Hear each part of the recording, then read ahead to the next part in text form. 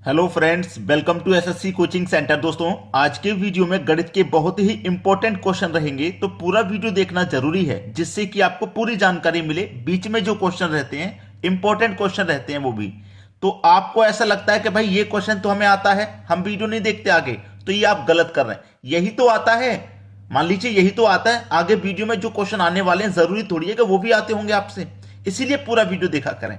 तो स्टार्ट करते हैं। यदि एक संख्या के 2/3 का 1/4 बराबर 100 है तो वह संख्या क्या है। हमें नहीं पता वो संख्या क्या है, तो उस संख्या को x मान लेंगे। ठीक है, उस संख्या को x मान लेंगे। उस संख्या के का मतलब क्या होता है, का की के का मतलब आप जानते हैं मल्टीप्लाई होता है। कितना, 2/3 का मतलब आप जानते हैं मल्टीप्लाई होता है। कितना, 1/4 कितने के बराबर है, 100 के ये बराबर है। ये सवाल है आपका, इसी को सॉल्व कर लेंगे, आंसर आ जाएगा। देखिएगा, x बराबर 100, x बराबर मैंने 100 लिख लिया, यानी कि इस पूरी संख्या को मैं बराबर के इधर ले जाने वाला हूं। ठीक है, पूरी संख्या को, यानी कि अब 2/3 को बराबर के इधर ले जाऊंगा तो पलट जाएगा, ये 3/2 हो जाएगा। मल्टीप्लाई, इसको भी बराबर के इधर ले जा रहा हूं, 1/4 है, ये भी पलट के 4/1 हो जाएगा। ठीक है, चलिए 2 से कट जाएगा 4, 2 बार में 3 का मल्टीप्लाई 2 से कर दो, 6 हो जाएगा। 6 हो गया। अब देखिए 6 का मल्टीप्लाई सीधे 100 से होगा, तो x बराबर कितना हो जाएगा, 600। सवाल का आंसर 600 हो जाएगा, क्योंकि 2 से 4 कट गया 2 बार में, 3 का मल्टीप्लाई 2 से कर लिया 6। अब 6 का मल्टीप्लाई 100 से होगा तो 600 हो जाएगा। यानी कि वो संख्या कितनी थी, जो संख्या में नहीं पता थी, जिसको हमने x माना था, वो संख्या आपकी 600 थी। ठीक है, बी ऑप्शन बिल्कुल सही जवाब। अब देखेंगे अगला सवाल। अगला सवाल है, निम्नलिखित में से कौन सी भिन्न सबसे छोटी है। ये आपके पास ऑप्शन में 4 भिन्न हैं, सबसे छोटी भिन्न उसने पूछा है कौन सी है। तो कैसे पता लगाते हैं, देखिए छोटी भिन्न और बड़ी भिन्न मैं आपको बता दूं।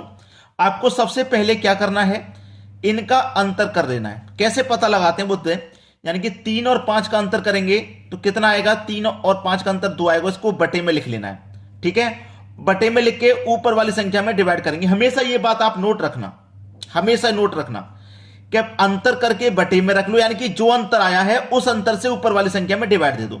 अब मैं 2 से इसमें डिवाइड दूंगा तो 2 एक कम 2 जाएगा, 1 बचेगा, नहीं जाएगा, 10 में लगेगा, 1 में 0 लगा देंगे, 10 2 पंजे 10, इतनी बार में ये कट गया। अब यहां पे भी बिल्कुल वही करिएगा, 5 और 6 का अंतर 1, अंतर से क्या करेंगे, ऊपर वाली संख्या में डिवाइड, यानी कि 5 में डिवाइड। तो 1 से 5 में अगर मैं डिवाइड देता हूं 5 बार में जाएगा। ठीक है, चलिए यहां पे वही कीजिए, 2 और 3 का अंतर 1, अंतर से ऊपर वाली संख्या में डिवाइड देंगे तो 1 से 2 में डिवाइड देंगे, 2 बार जाएगा। यहां पे भी बिल्कुल वही कीजिए, 4 और 5 का अंतर 1, अंतर से ऊपर वाली संख्या में डिवाइड करेंगे, 1 से 4 में डिवाइड करेंगे तो 4 बार जाएगा। हमसे पूछा था कौन सी भिन्न सबसे छोटी है। मुझे तो सबसे छोटी ये वाली भिन्न नजर आ रही है, जो कि 1.5 है, यानी कि 1.5। ये 2 4 5 सब कुछ 1.5 से बड़ा है, इससे बड़ा 2 भी है। सबसे छोटी भिन्न यही है, यानी कि 3/5 सबसे छोटी भिन्न हो जाएगी आपकी। और सबसे बड़ी अगर पूछ लेता तो सबसे बड़ा 5 नजर आ रहा है, यानी कि 5/6 सबसे बड़ी भिन्न हो जाती है आपकी। क्लियर हुआ बात। अब देखते हैं अगला सवाल। अगला सवाल है, 2 लगातार छूट 10% तथा 15% के बराबर है, एक छूट कितने प्रतिशत की होगी। एक छूट, इसके लिए मैंने हमेशा एक फॉर्मूला आपको बताया है, a प्लस बी प्लस का AB/100। हमेशा सही आंसर आता है एक बार में। ये वाली वैल्यू a है, दूसरी वाली वैल्यू b। अब ये दोनों छूट है ना, तो माइनस में रहेंगे और प्लस में रहते हैं कब, जब प्रॉफिट होता है, लाभ दिया जाता है। अब 10% की छूट है, यानी कि a आपका माइनस का 10, बी भी छूट में दे रखा 15% की छूट, यानी कि माइनस का 15, और माइनस माइनस क्या होता है, प्लस। ए की वैल्यू आपकी 10 है, 10 रखेंगे, बी की वैल्यू आपकी 15 है, 15 रखेंगे, बट्टे में 100 है। अब 10 से 100 कट जाएगा 10 बार में। ठीक है, 5 से कटेगा 2 बार में, 5 से कटेगा 3 बार में, और 2 से 3 को मैं कटा दूंगा तो 2 एक कम 2, 1 बचेगा, नहीं जाएगा तो 10 में लगेगा, 10 हो जाएगा, 2 पंजे 10, इतना हो जाएगा। माइनस का 10 माइनस का 15 मिलकर के माइनस का हो गया 25, और प्लस का कितना है 1.5, प्लस का है 1.5। अब माइनस के 25 में से प्लस का 1.5 माइनस हो जाएगा, यानी कि 1.5 माइनस हो जाएगा, तो कितना बचेगा, 23.5 बचेगा। और माइनस में 23.5 आ रहा है, यानी कि इतने की हमको छूट मिलेगी। कितने प्रतिशत की? इतने प्रतिशत की 23.5 की छूट होगी, यानी कि सी ऑप्शन आपके सवाल का बिल्कुल सही जवाब हो जाएगा। क्लियर हुई बात? चलिए अब देखते हैं अगला सवाल। अगला सवाल है, यदि एक वस्तु की लागत 26 रुपए है और उसे 15% लाभ से बेचा जाता है तो उसका विक्रय मूल्य क्या होगा? देखिए, यदि एक वस्तु की लागत कितनी है? 26 रुपए। लागत कितनी? लागत का मतलब क्या है? जो उस वस्तु का प्राइस है 100% उसका कितना है? 26 रुपए है। उसका जो अपने आप में 100% हम निकालते हैं ना, वो लागत मूल्य जो कॉस्ट प्राइस है वो 26 रुपए है। 26 है ना।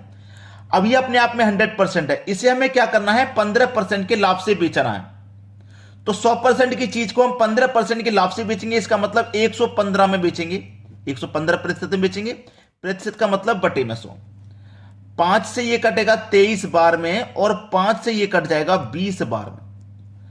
2 से ये कट जाएगा 10 बार में, और 2 से ये कट जाएगा 13 बार में। 13 का मल्टीप्लाई 23 से करेंगे हम। 13 त्रिक का 39, 39 का 9, कैरी का 3, 13 दुने का 26, 26 में कैरी का 3 जोड़ेंगे तो हो जाएगा 29।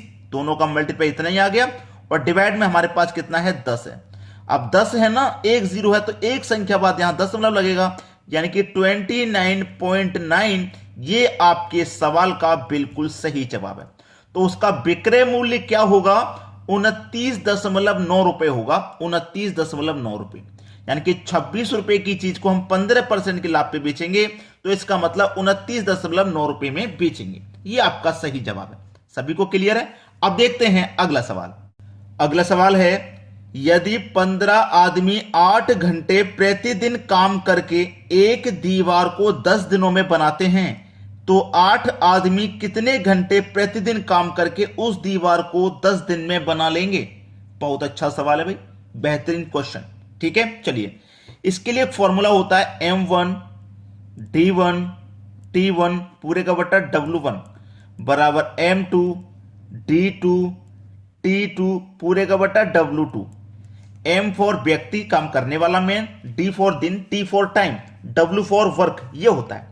तो कितने आदमी है आपके पास? मैन कितने? पहले 15 इनटू कितने दिन? 10 दिन में बना रहे हैं काम को, यानी कि जो दीवार है ना उसको 10 दिनों में बना रहे हैं। दिन कितनी है? 10। टाइम कितना ले रहे हैं? 8 घंटे प्रतिदिन।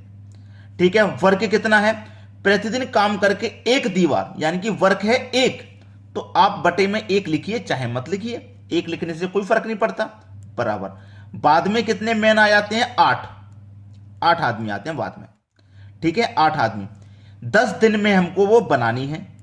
10 दिन में कितने घंटे प्रतिदिन काम करके, यहां तो कितने घंटे काम कर रहे थे? 8 घंटे। यहां कितने घंटे करेंगे नहीं पता, यानी कि T2 हमको फाइंड करना है। बस सवाल यही खत्म हो जाएगा आपका।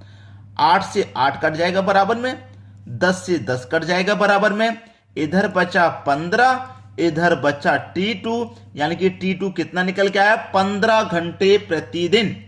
बी ऑप्शन सवाल का सही जवाब। 15 घंटे प्रतिदिन काम करेंगे, तब काम आपका 10 दिन में हो जाएगा। चलिए अब देखते हैं अगला सवाल।